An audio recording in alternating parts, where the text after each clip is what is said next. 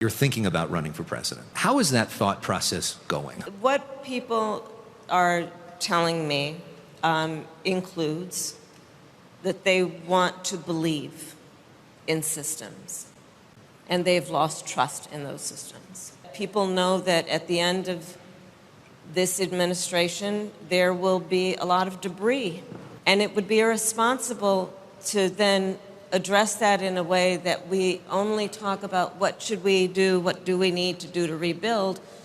If we do that with any sense of nostalgia, that would be irresponsible. What? I have listened to this clip several times of our former pretend vice president cackling Cam Harris. I have absolutely no idea what the hell she's talking about. I don't think Arnold Schwarzenegger, hey, it's me, Arnie! I don't think Arnie knew what cackling Cam was talking about. Hell, I don't think Cam Harris knew what she was talking about.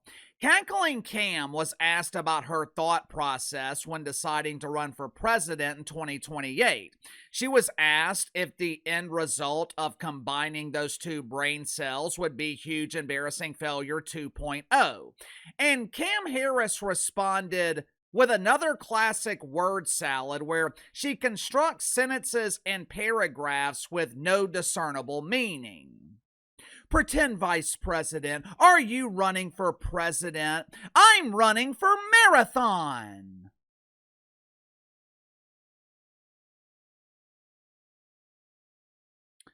Since she refused to run for governor of the People's Republic of California this year, it's been assumed that Cam Harris would be running for president in 2028. Now, to her credit, I guess if Cam Harris is going to fail, why not fail at the national level? Why waste your time failing at the local level when you can be a huge embarrassing failure nationally? 2 years ago, Cam Harris was fully embraced by the party of the donkey. She was allowed to ride in the front saddle. She was given billions of dollars, which she pretty much wasted. Now, in her defense, with John Biden not dropping out of the race until June, Cam Harris was set up to fail in 2024. So I can understand why she believes that she should be given another chance. But there's just one problem, one tiny problem. The same doofus Democrats that embraced Cam Harris 2 years ago, they are now telling cackling Cam to get off my TV. Make sure to like and subscribe. You can follow me on Twitter at KC_BTL84. So I want to get to the sponsor for today's video, my good friends at American Attitude. Here in a couple of weeks, America will be celebrating its 250th birthday. 250 years of freedom, 250 years of being the greatest country on earth.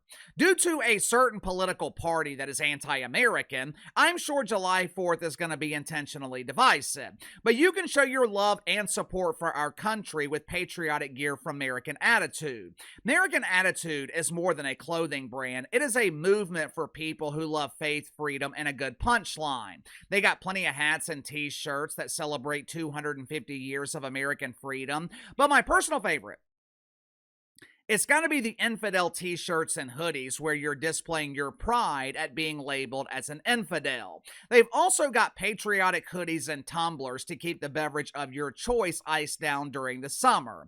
American Attitude strives to bring patriotic Americans together through humor and unapologetic American grit.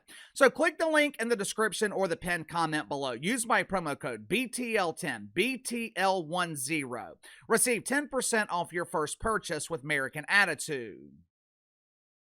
Headline at ABC News. Cam Harris eyes possible 2028 comeback, but former allies are looking for fresh faces. Translation: Cam Harris has been kicked off the donkey. ABC spoke with several donors who, for reasons unknown, waste their money by donating to doofus Democrats. And these donors are not comfortable supporting another Cam Harris campaign financially. Matter of fact, one donor claimed they weren't excited to support Cam Harris 2 years ago. Now you got to remember, when Cam Harris ran for president in 2020, she didn't receive a single vote. Cam removed her name from the ballot before the primaries even started because she was polling at less than 1%. The problem for doofus Democrats, as of right now, Cam Harris is really the only candidate they have with any mainstream name recognition. Uncle KC, what about Gabby Newsom? Gabby? The embarrassing failure who has destroyed the People's Republic of California? Last I checked, Gabby is currently under federal investigation. He might be watching the 2028 election from a nicely polished federal prison. Since Barry Obama, doofus Democrats have done a terrible job creating new stars. The Party of the Donkey is kind of like the WNBA. It is a collection of unrecognizable names and anonymous faces producing a product that is the drizzling shits. Let me show you another example of what I'm talking about. Last Friday, Cam Harris was interviewed by Don Lemon. Now, with this being recorded on a Friday afternoon, it is entirely possible that Cam was already cruising on the booze caboose. At least, intoxication would be an excuse for what I'm about to show you. Cammy and Donnie, they were talking about something. By this point in the conversation, I'm sure the dozens of people watching were already sedated or passed out. Cam Harris starts rambling about light and hope, and I've noticed that Cam Harris often does this when preparing her word salad. Cam often gets fixated on one or two ingredients. In this case, she was fixated on light and hope. I don't know what she was talking about. Maybe you can figure it out. Watch it for yourself. We each have light inside of us, and we need to know that that is what inspires our hope as much as anything external to ourselves. And when we feel that and not allow an election or an individual to dampen that light, and instead let that light kind of carry us, in particular through moments of darkness, that we not only act on that hope, but we inspire that hope in each other. It is so important that we not only have hope, but that we understand that that should be a verb. Donnie, I've seen the light. It's this thing that magically comes on when I flip this knob on the wall. And Donnie, when I grab the knob and the light doesn't come on, I find myself hoping it does. You see, that is the power of combining light with hope. We hope for the light. And in this example, light is a verb. I mean, hope is the verb, and light is the pronoun or preposition, or maybe it's the adverb.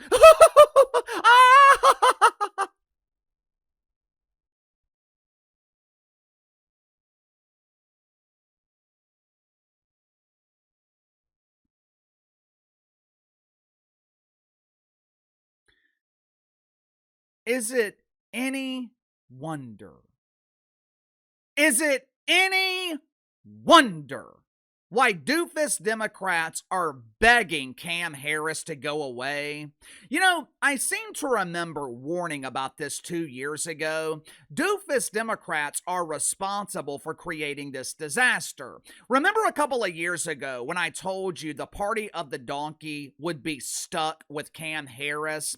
Win or lose, they were going to be stuck with cackling Cam. You see, doofus Democrats can't just push Cam Harris aside. Even though she is clearly unqualified to be president, doofus Democrats can't distance themselves from Cam because they would violate the woke commandments. Cam Harris belongs to multiple marginalized groups. Hell, it's the reason she was selected by John Biden as vice president.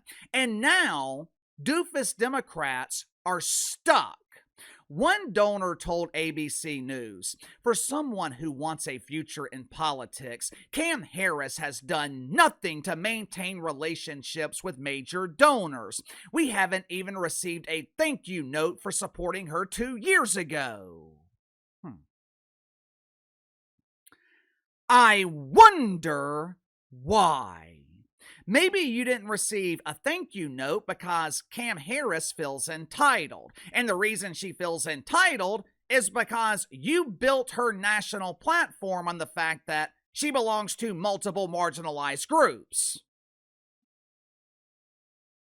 You know, the other day I was listening to an interview with Colin Cowherd. Colin Cowherd is my favorite broadcaster in sports media. Dude is brilliant. He is incredibly talented. He was asked how much longer he was going to work before he considered retirement. And he mentioned that age is a positive in broadcasting. In most industries, age can be used against you, but in broadcasting, YouTube, age is actually a benefit. Whether it's sports or politics, I watch people my age or older. My audience here on YouTube, it mostly consists of people over the age of 35. No offense to the kids in Gen Z, but what can they tell me about this era of the NBA? They don't have anything to compare it to. What can a 19-year-old kid tell me about LeBron James? LeBron started his NBA career 4 years before the kid was born. Young people have no life experience, which is the reason that most adults over the age of 30 don't watch them. I often try to make stories relatable by comparing them to everyday life. For example, the Geno Smith story that we talked about this morning. What can a 22-year-old dude who's never been married, what can that 22-year-old tell me about a serious relationship or a marriage? Not a damn thing. You watch people you relate to. You watch people that you share commonalities with. And it's the same in politics. For decades, Democrats have dominated the younger demographic. Why? They make themselves relatable to young people by being on their level intellectually and emotionally. When you're young, even young men, you're more prone to think emotionally. You often act before you think instead of thinking before you act. Because of your lack of life experience, along with the propaganda that you see in the media, you see the world differently. Why can't we have free health care? The government owes me something. I want free education, free health care, free food, and a free phone, and I want it now. Doofus Democrats, to their credit, they are brilliant at relating to young people because they know young people are easily fooled. They're naive, they're impressionable. But eventually, you wake up or you grow up and you realize the party of the donkey is nothing but an illusion. Think about it. What is Cam Harris running on? What is her platform? What is the Democrats' plan? Whether you love him or hate him, at least Donald Trump had a plan. How is Cam Harris going to improve the country? For the last 10 years, the Democratic platform has been Orange Man bad.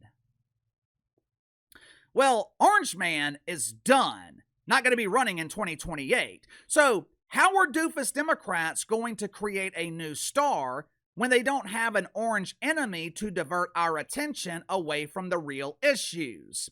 Because they already know if an election is about real issues, they lose.